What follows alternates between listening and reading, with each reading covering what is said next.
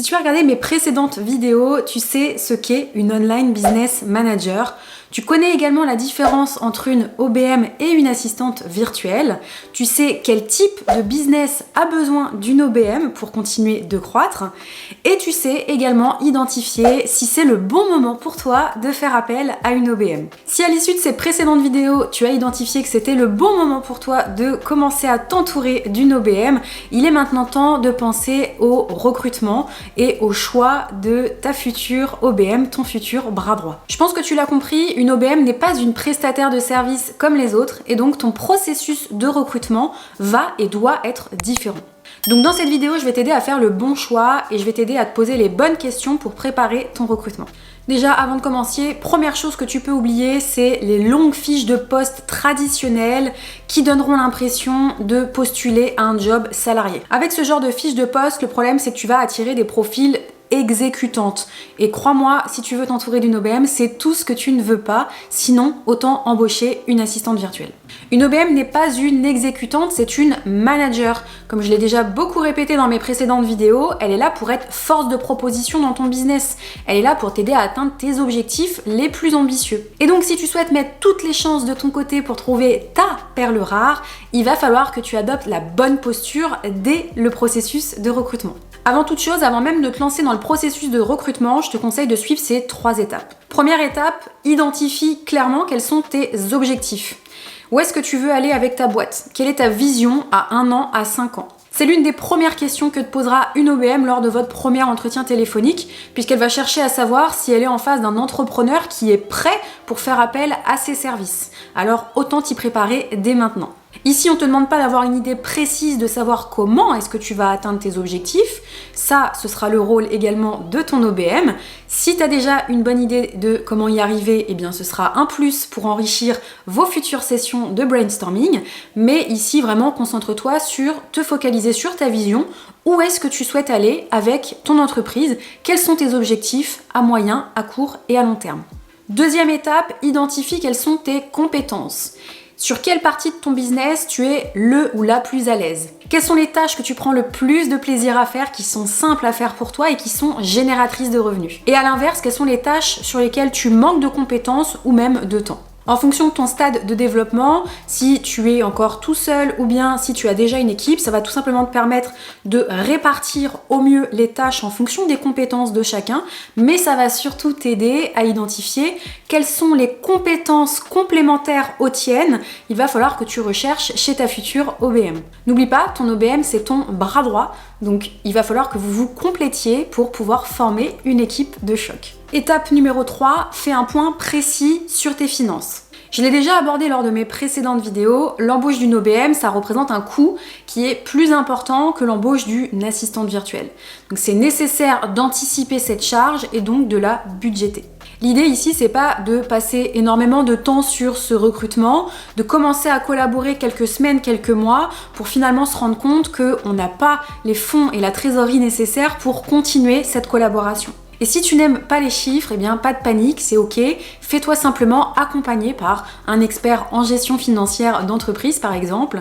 Mais l'idée c'est vraiment de commencer ton processus de recrutement en ayant déjà une idée claire du budget que tu vas pouvoir allouer à cette nouvelle charge pour ton entreprise. Une fois que tu seras au clair avec ces 3 étapes, ce sera le moment pour toi de commencer à rentrer en contact avec plusieurs profils et de réaliser les fameux entretiens de recrutement, des calls découvertes, peu importe comment tu les appelles. Et c'est justement à ce moment-là qu'il va falloir faire un choix et c'est la partie la plus difficile. À l'issue de ces fameux entretiens, eh bien, je te conseille de nouveau de te concentrer sur 3 critères, 3 éléments.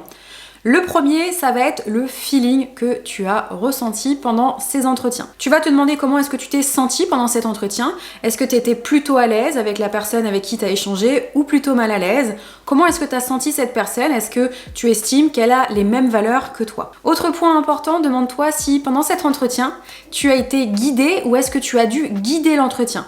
Rappelle-toi, une OBM, c'est une manager et donc si tu étais en face de quelqu'un qui sait laisser guider, c'est pas forcément bon signe. Deuxième point, fais un point sur les compétences. Est-ce que la personne avec qui tu as échangé a des compétences qui sont complémentaires aux tiennes, comme on l'a vu un petit peu plus haut dans cette vidéo? Si la réponse est non, est-ce que tu as senti que cette personne serait en mesure de s'adapter et d'aller acquérir des compétences complémentaires aux tiennes? On pense souvent à tort que le meilleur profil, ça va être celui qui coche toutes les cases qu'on avait préparées en amont.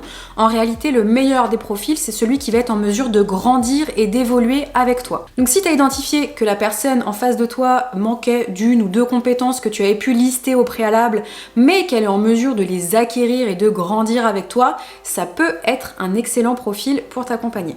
Troisième point, les finances. Est-ce que tu as les moyens de t'offrir les services des personnes que tu as rencontrées lors de ces entretiens? Il existe divers types de rémunération que tu peux mettre en place avec ton OBM.